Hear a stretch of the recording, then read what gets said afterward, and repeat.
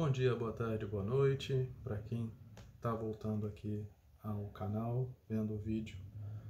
Vamos seguir falando aqui da Copa do Mundo de Clubes da FIFA, segunda rodada, com grandes surpresas, resultados assim fantásticos, especialmente para o futebol brasileiro, que foi a grande vitória do Botafogo sobre o PSG pelo placar de 1-0. Uma partida assim defensiva irretocável do Botafogo, mas eu vou voltar a esse grande triunfo. Vou começar falando da outra grande surpresa da rodada, que foi a vitória do Inter Miami de virada sobre o Porto. O Porto aí vem se mostrando realmente um dos piores europeus da competição. E, gente, foi assim assustador, porque o Porto não criou grandes coisas. Pelas estatísticas aqui do jogo, a posse de bola praticamente foi igual, foi 51-49. O Porto teve mais chutes a gol, mas em contrapartida, chutes certos mesmo na direção do gol foi o Inter Miami. O Inter Miami chutou 6 vezes ao gol, mas dessas 6, 5 foram no gol. O Porto teve 14 chutes, mas só fez 3 chutes ao gol. Então foi assim uma surpresa com um toque especial, O primeiro gol de falta também da competição saiu dos pés do cara que é genial. Lionel Messi fez aí um belíssimo gol de falta. Eu até achei a barreira ali um pouco meio aberta, mas o cara soube aproveitar o espaço, mandou a bola forte no canto do goleiro, mas no ângulo, e aí não teve jeito. 2-1 o Inter Miami, que a partir do gol da virada começou a se defender bastante. O Porto até tentou fazer uma pressão, mas não foi nada efetivo, não gerou grandes perigos ao Inter Miami, e o resultado aí foi essa vitória de virada surpreendente para o time americano, que agora é segundo da chave junto com o Palmeiras, e podem os dois fazer o famoso jogo de comadre na última rodada, aonde se Inter Miami e Palmeiras empatarem, os dois estão classificados para a próxima fase e o Porto está eliminado. E aí, já pegando esse gancho, vamos falar agora aqui da vitória do Palmeiras sobre o Al-Ahly. Uma vitória por 2-0, onde o Palmeiras atacou mais, teve curiosamente menos posse de bola. O time estava muito nervoso, especialmente no primeiro tempo. Primeiro tempo onde o Al-Ahly se defendeu muito bem, até teve essa posse de bola maior, então mais tempo com a bola, não sofreu tantos ataques assim do Palmeiras. O Palmeiras ali, como eu falei, muito nervoso, ansioso para fazer o resultado. E vem o segundo tempo, depois de um primeiro tempo bem ruim, e aí no segundo tempo volta a pressão, tenta fazer alguma coisa, mas o gol sai numa cobrança de falta, mas um gol contra.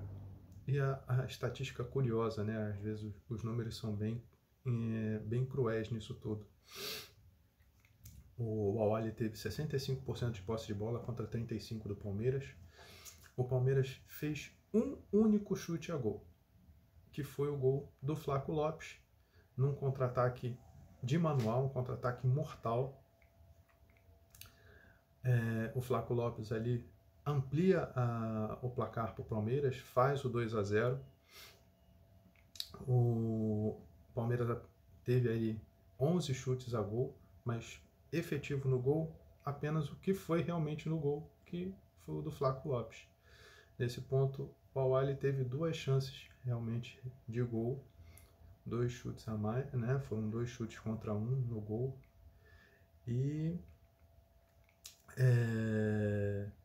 fica aí agora o Palmeiras líder da chave, ainda não tem jogado tão bem assim, curioso, né? O Palmeiras fez uma partida muito melhor contra o Porto e ficou no 0 a 0. A partida contra o Al-Ahly não foi tão boa, né? Sofreu muito para chegar ao gol, conseguiu um gol através de um gol contra, mas em contrapartida ganhou ganhou o jogo de 2 a 0 e aí está com 4 pontos, líder da chave. E como eu falei anteriormente, pode fazer aí um jogo bem tranquilo, jogando pelo empate com o Inter Miami, e os dois vão abraçadinhos para a próxima fase. Passando agora para o jogo que deu uma sobrevida ao Atlético de Madrid, né, no grupo B, depois daquela sonora goleada do PSG sobre o Atlético de Madrid. Fez um jogo relativamente bom contra o Seattle Sounders, ganhou de 3 a 1, tem um respiro, pode ainda se classificar para a próxima fase, mas tem aí uma certa particularidade, precisa ganhar de pelo menos 3 gols a favor contra o Botafogo na última rodada para se classificar para a fase seguinte, né? Poderia ter feito um saldo maior, não conseguiu. Também, assim, digamos, a exemplo talvez do Palmeiras, um time um pouco ansioso, muito nervoso. O centroavante deles, que é da Noruega, Sorloth, perdendo muitos gols. Foram 15 chutes a gol do Atlético de Madrid, mas efetivos 7. Foram 16 chutes do Seattle Sounders e 4 deles foram no gol. A posse de bola também foi muito equilibrada, 57% a 43%. E ainda o Atlético tentando se ajustar para essa temporada que se inicia.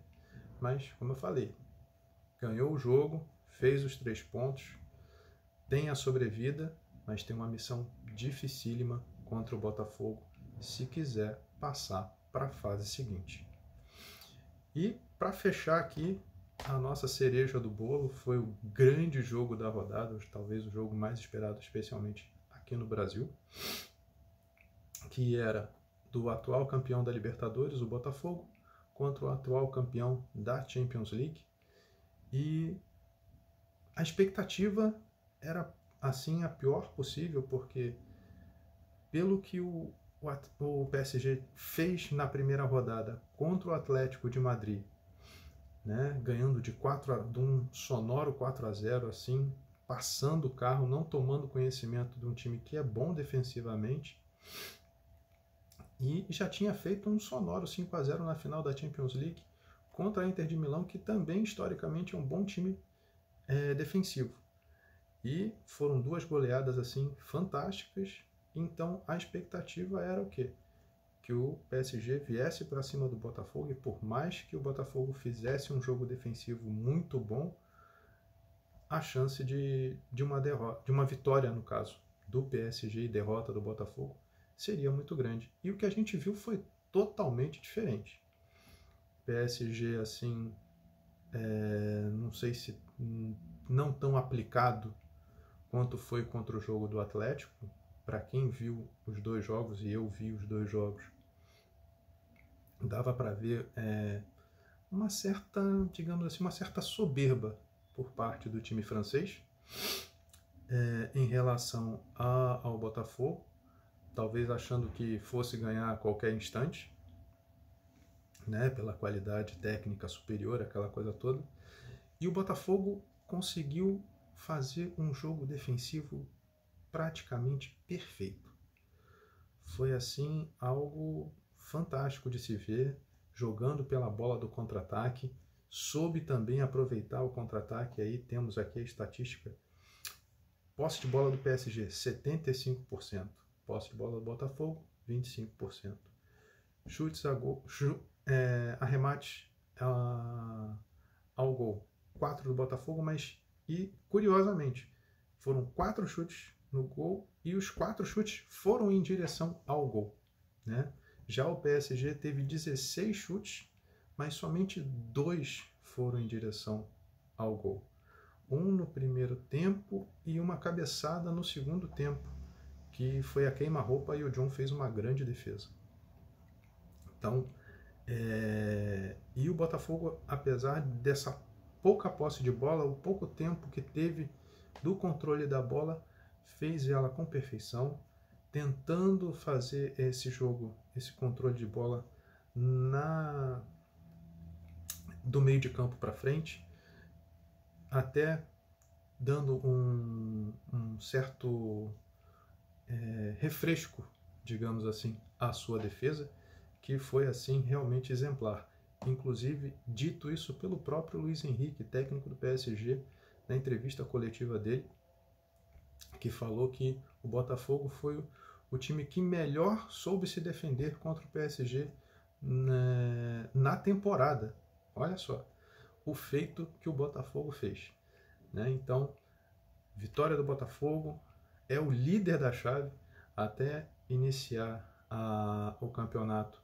A expectativa seria de que o Botafogo tentaria uma vaga pela segunda, uma vaga no grupo como segundo colocado, e ele é hoje o líder da chave, mas curiosamente tem uma pegadinha aí, né? Porque o PSG agora na última rodada pega o Seattle Sounders, que é o sparring do grupo, né? A chance do PSG ganhar do Seattle Sounders e levar mais a sério a partida, porque o Seattle Sounders não é um time tão bobo assim, apesar de ser um time americano, onde a liga não é tão forte, mas fez um bom jogo contra o Botafogo, de uma certa forma deu um certo trabalho ao Atlético de Madrid, e se o PSG não abrir o olho, pode aí se complicar contra o Seattle Sounders na última rodada. Mas,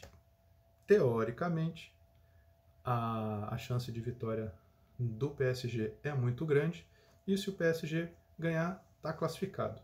Já entre o jogo de vida ou morte entre Botafogo e Atlético de Madrid, o Botafogo vai ter que fazer novamente uma grande partida, como fez contra o PSG, né? Deixar para trás a partida um pouco abaixo da crítica que fez contra o Seattle Sounders.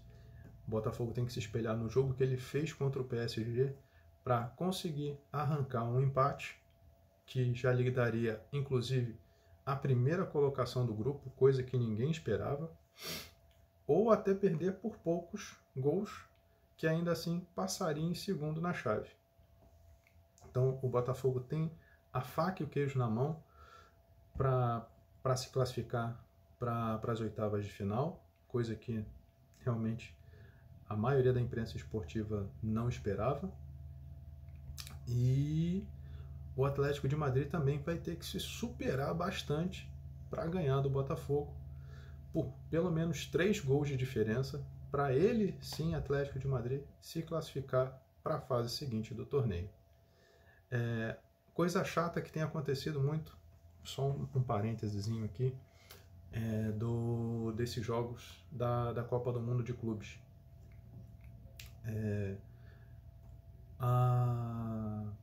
Os alertas de chuva, de tempestades que têm ocorrido durante alguns jogos. Já afetou o jogo agora do Al-Ahly com o Palmeiras, o jogo ficou parado por quase meia hora. Já tinha atrasado o jogo do Ulsan contra o Mamelodi Sundowns por 1h10, 1h15 mais ou menos. E o jogo do RB Salzburg, agora me foge o nome do adversário, que também atrasou ali um pouco a partida. também, assim, exemplo do jogo do Palmeiras no segundo tempo. Iníciozinho do segundo tempo, o jogo ficou atrasado aí também por uns 40, 45 minutos, mais ou menos. Então, essa questão climática aí tem causado alguns transtornos durante as partidas. Algumas partidas, no caso. Então é isso. Passando aqui esses 4 jogos da segunda rodada dos grupos A e B, com essa grande vitória do Botafogo, que só não surpreendeu talvez a torcida do Botafogo, mas acho que para todos os demais aí foi uma grande surpresa. E a grande surpresa também da vitória do Inter Miami sobre o Porto e numa virada. Então acho que desses 4 jogos aí foram as 2 grandes surpresas desse início de segunda rodada aí da fase de grupos, tá bom? E aí, se você gostou do vídeo, dá um joinha, dá um like, isso ajuda aqui a gente. Eu estou começando aí o canal. Se também achou interessante, compartilha, comenta e você dá uma força aqui pra gente, tá bom? Um forte abraço e amanhã tem mais vídeo aí com os jogos do grupo C e do grupo D, né? Aqui falando um pouco de cada partida, tá bom? Forte abraço, fiquem todos com Deus e até a próxima.